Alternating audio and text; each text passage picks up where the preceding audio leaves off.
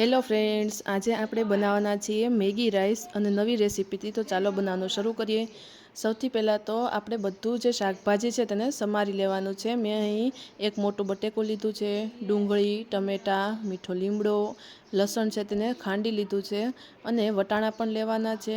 એક આખું લીંબુ લેવાનું છે, સાથે ગાજર, બીજું કોઈ પણ શાકભાજી હોય, કોબી છે તે પણ તમે નાખી શકો છો. મરચાંની કટકી મેં કરી લીધી છે. હવે આપણે બનાવવાનું શરૂ કરીએ. તો સૌથી પહેલાં તો કુકરની અંદર 2 પાળો જેટલું તેલ લઈ લીધું છે. તેલ થોડું ગરમ થાય ત્યારબાદ તેની અંદર હવે આપણે વઘાર કરવાનો છે. તો તેના માટે પહેલાં રાઈ નાખશું 1 ચમચી, ત્યારબાદ જીરું નાખવાનું છે. રાઈ ફૂટી જાય ત્યારબાદ તેની અંદર 1 ચમચી હિંગ નાખી અને મીઠા લીમડાના પાન છે ધોયેલા તે નાખી દેવાના છે. ત્યારબાદ તેની અંદર લસણની પેસ્ટ છે તે નાખવાની છે. લસણની પેસ્ટ નાખી તરત જ આપણે જે વટાણા છે તે વટાણા નાખી દેવાના છે. વટાણા તેલની અંદર ફૂટે એટલા માટે ધ્યાન રાખવાનું, ઉડે નહીં. સહેજ વટાણા ફૂટી જાય ત્યારબાદ તેની અંદર હવે આપણે બધા શાકભાજી જે સમારેલા છે તે નાખી દઈશું. શાકભાજી બધા સારી રીતે વોશ કરેલા છે. સૌથી પહેલાં આપણે બટેકા જે સમારેલા તે નાખી દઈશું. ત્યારબાદ ડુંગળી, ગાજર, જે મરચાંની કટકી કરેલી છે એ બધું નાખી દઈશું. અત્યારે શિયાળાની સિઝન પૂરી થવા આવી છે, પણ તો પણ શાકભાજી બધા મળી રહી છે, એટલા માટે જે કોઈ પણ શાકભાજી મળે તે બધા આપણે નાખી શકીએ છીએ.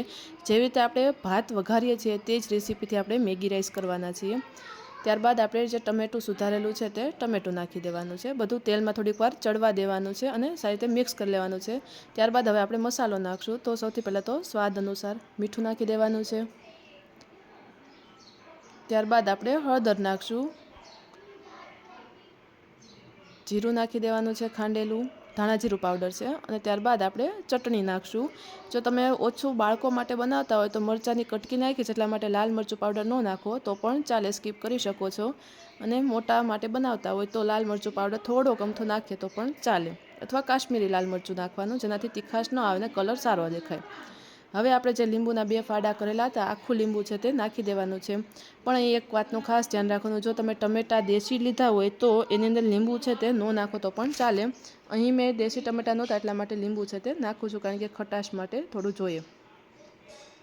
બધું સારી રીતે હવે પ્રોપર મિક્સ કરી લેવાનું છે. તેલની અંદર સારી રીતે બધું હવે ધીમે ધીમે ચડવા માંડ્યું છે.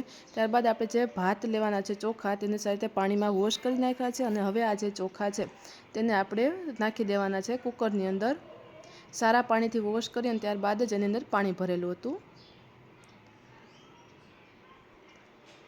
ચોખા નાખી સારી રીતે પાછું મિક્સ કરી લેવાનું છે વ્યવસ્થિત. અને હવે આની અંદર આપણે મેગી છે તે નાખવાની છે. કાચી મેગી નાખવાની છે, કારણ કે સિટીમાં તે પણ બફાઈ જશે. મેં અહીં એક આખી જે મેગીનું પેકેટ આવે એમાંથી અડધો ભાગ છે તે લીધેલો છે.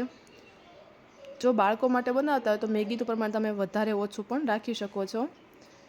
મેગીનો નાખી અને સારી રીતે એને પણ આવી રીતે અલગ અલગ કરી અને નાખવાનું, એટલા માટે ભેગું ન થઈ જાય. નાખીને ત્યારબાદ મેગી મસાલો જે હોય તે નાખી દેવાનો છે. મેં 2 પેકેટ મેગી મસાલાના છે તે નાખ્યા છે. એટલા માટે આપણને ઓરિજિનલ મેગી જેવો જ ટેસ્ટ આવે. બાળકો ડાયરેક્ટ ભાત ન ખાતા હોય તો આવી રીતે મેગી રાઈસ કરી અને એને ખવડાવી શકે છે, જેના કારણે મેગીનો ટેસ્ટ આવે અને એની અંદર ભાતનું પ્રમાણ પણ આવી જાય ચોખાનું.